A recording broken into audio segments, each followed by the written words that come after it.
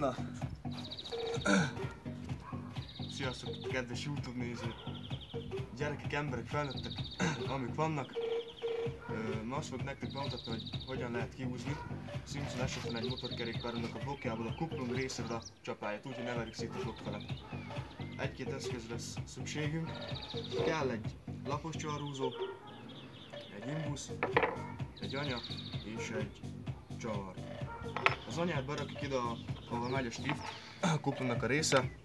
Azt megtámasztjuk egy csavarhúzóval, és utána elkezdjük tekerni az anyát, és így kijön a csapágyunk. És több nem is kell. És lehet látni, hogy szépen jön a csapágy. Csak ez két emberes munka, ezért most megkerem segédeszközzel emberemet, hogy segítsenek el. Na, sziasztok!